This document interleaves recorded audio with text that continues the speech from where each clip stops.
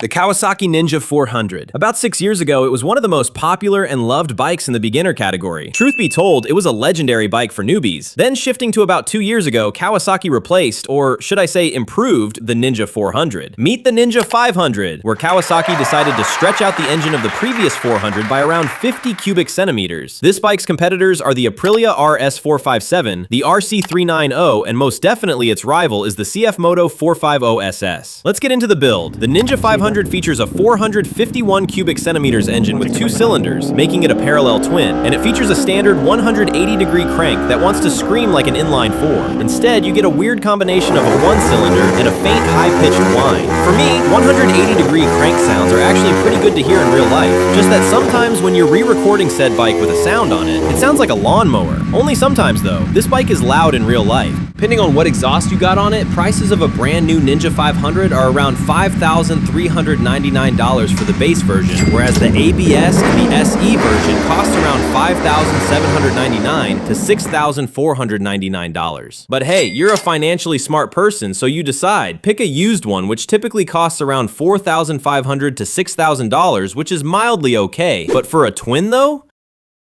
The riding position on this bike, I've got mixed feelings on this one. It's more upright than your traditional sport bike, but it's not too upright like a naked bike. So this bike is more of a sport touring bike, which I don't get why Kawasaki would make a sport bike a sport touring one, especially when new riders who will potentially ride this bike expected a more leaned in riding position because it's a sport bike. Like, come on, Kawasaki. Anyways, the riding position is what makes this bike great for daily commuting with its power down in the lower rev range. It's great for traffic for instant torque and great for acceleration.